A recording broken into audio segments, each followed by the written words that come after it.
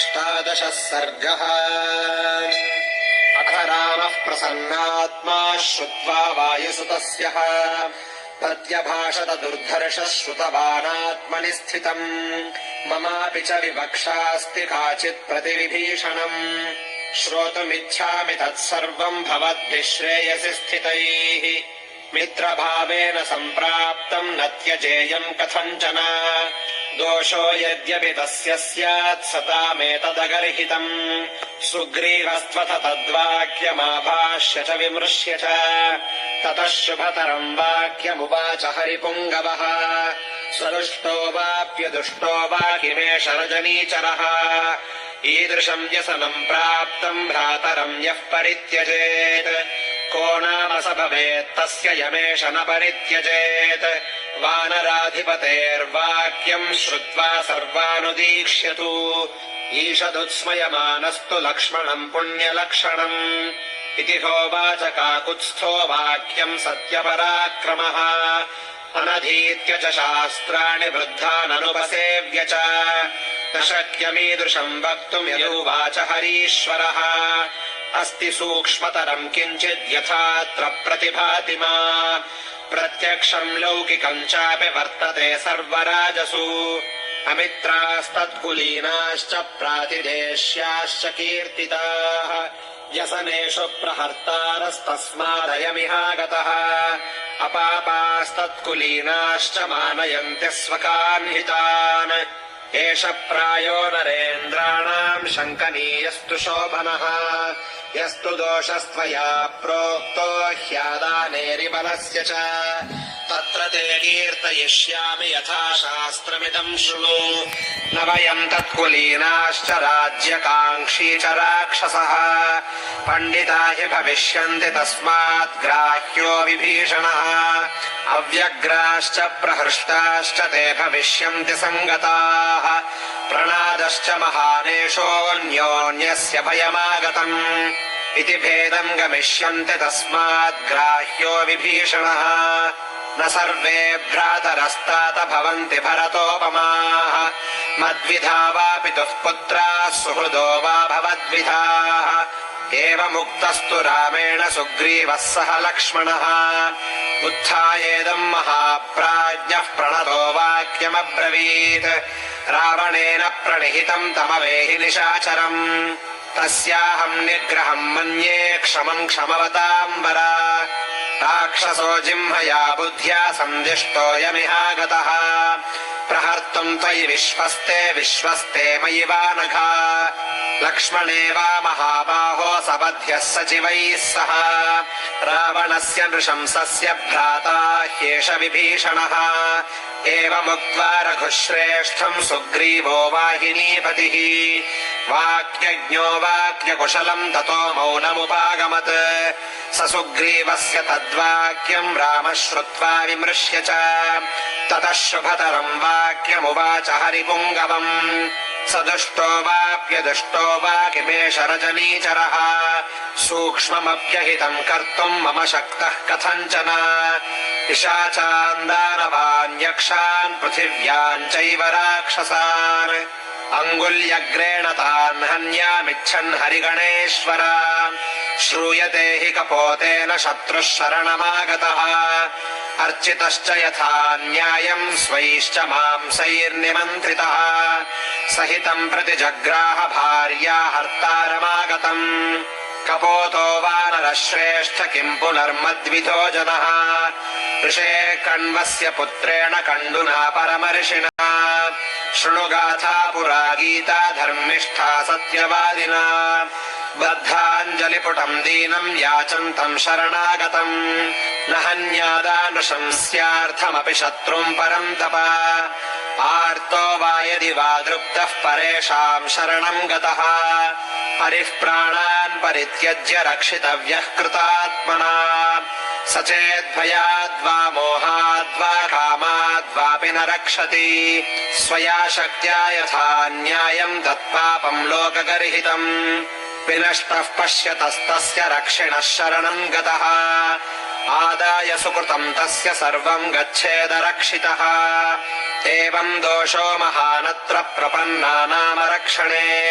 अस्वर्ग्यम् च यशस्यम् च बलवीर्यविनाशनम् करिष्यामि यथार्थम् तु कण्डोर्वचनमुत्तमम् धर्मिष्ठम् च यशस्यम् च स्वर्ग्यम् स्यात्तु फलोदये सकृदेव प्रपन्नाय तवास्मीति च याचते अभयम् सर्वभूतेभ्यो ददाम्येतद्व्रतम् मम आनयैनम् हरिश्रेष्ठ दत्तमस्याभयम् मया विभीषणो वा सुग्रीव यदि वा रावणः स्वयम् रामस्य तु वचः श्रुत्वा सुग्रीवः प्लवगेश्वरः प्रत्यभाषत काकुत्स्थम् सौहार्देनाभिपूरितः किमत्र चित्रम् धर्मज्ञ लोकनाथ शिखामणे यत्त्वमार्यम् प्रभाषेथाः सत्त्ववान् सत्पथे स्थितः मम चाप्यन्तरात्मायम् शुद्धम् वेत्ति विभीषणम् अनुमानाच्च भावाच्च सर्वतः सुपरीक्षितः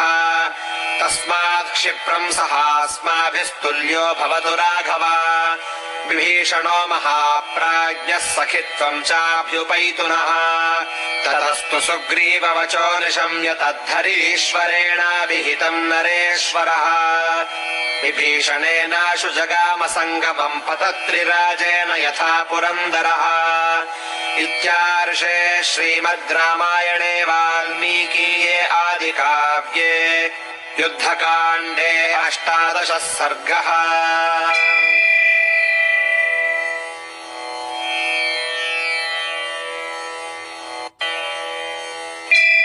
अथैकोनविंशः सर्गः।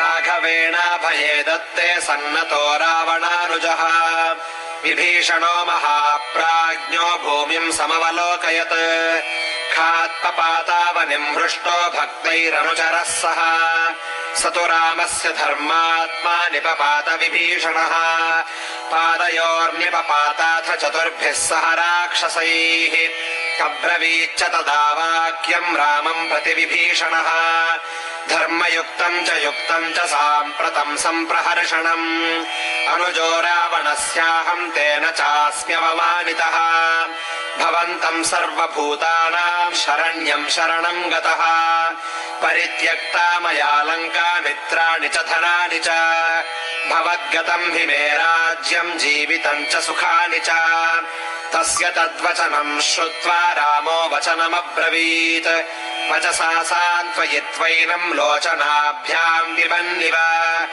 आख्याहि मम तत्त्वेन राक्षसानाम् बलाबलम् एवमुक्तम् तदा रक्षो रामेणाक्लिष्टकर्मणा रावणस्य बलम् सर्वमाख्यातुमुपचक्रमे अवध्यः सर्वभूतानाम् गन्धर्वोरगपक्षिणाम् राजपुत्र दशग्रीवो वरदानात् स्वयम्भुवः रावणानन्तरो भ्राता मम ज्येष्ठश्च वीर्यवान् कुम्भकर्णो महातेजः शक्रप्रतिबलो युधि रामसेनापतिस्तस्य प्रहस्तो यदि ते श्रुतः कैलासे येन समरे मणिभद्रः पराजितः बद्धगोधाङ्गुलित्राणस्त्वमध्यकवचो युधि धनुरादाय यस्तिष्ठन्न दृश्यो भवतीन्द्रजित् सङ्ग्रामे सुमहद्व्यूहे तर्पयित्वा हुताशनम् अन्तर्धानगतः श्रीमानिन्द्रजिद्धन्ति राघव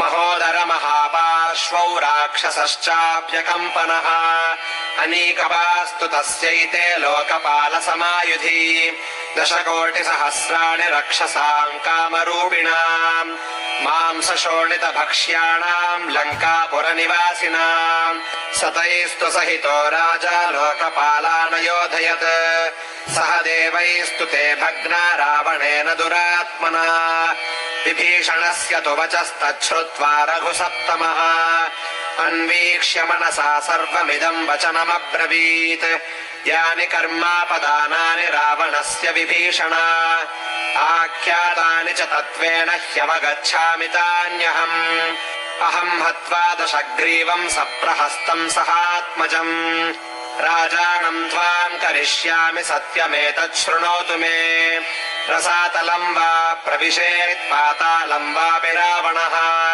पितामह सकाशम् वा न मे जीवन् विमोक्ष्यते अहत्वा रावणम् सङ्ख्ये सपुत्रजनबान्धवम् अयोध्याम् न प्रवेक्ष्यामि त्रिभिस्तैर्भ्रातृभिः शपे श्रुत्वा तु वचनम् तस्य रामस्याक्लिष्टकर्मणः शिरसा वन्द्य धर्मात्मा वक्तुमेवम् प्रचक्रमे राक्षसानाम् वधे साह्यम् लङ्कायाश्च प्रदर्शने करिष्यामेधा प्राणम् प्रवेक्ष्यामि च वाहिनीम् इति ब्रुवाणम् रामस्तु परिष्वज्य विभीषणम् अब्रवील्लक्ष्मणम् प्रीतः समुद्राज्जलमानय तेन चेमम् महाप्राज्ञमभिषिञ्च विभीषणम् राजानम् रक्षसाम् क्षिप्रम् प्रसन्ने मयि मानद एवमुक्तस्तु सौमित्रिरभ्यषिञ्चद्विभीषणम् मध्ये वानरमुख्यानाम् राजानम् राजशासनात्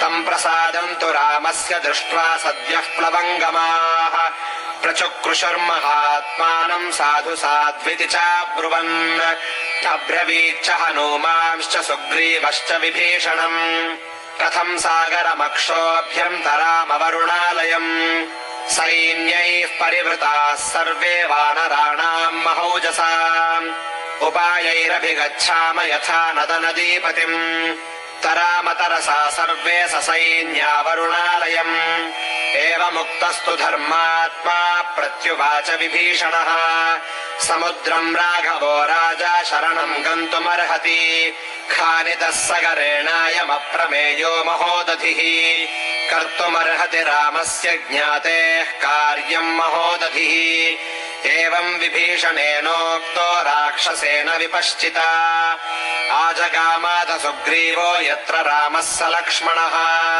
ततश्चाख्यातुमारेभे विभीषणवचः शुभम् सुग्रीवो विपुलग्रीवः सागरस्योपवेशनम् प्रकृत्या धर्मशीलस्य रामस्यास्याप्यरोचत स लक्ष्मणम् महातेजः सुग्रीवम् च हरीश्वरम् सत्क्रियार्थम् क्रियादक्षम् स्मितपूर्वमभाषत विभीषणस्य मन्त्रोऽयम् मम लक्ष्मण रोचते सुग्रीवः पण्डितो नित्यम् भवान् मन्त्रविचक्षणः उभाभ्याम् सम्प्रधार्यार्थम् रोचते यत्तदुच्यताम् एवमुक्तौ ततो वीरा बभू सुग्रीवलक्ष्मणौ समुदाचार संयुक्तमिदम् वचनमूचतुः किमर्थम् नौ नरव्याघ्र नरोचिष्यति राघव विभीषणेन यत्तूक्तमस्मिन् काले सुखावहम् अबध्वा सागरे सेतुम् घोरेऽस्मिन् वरुणालये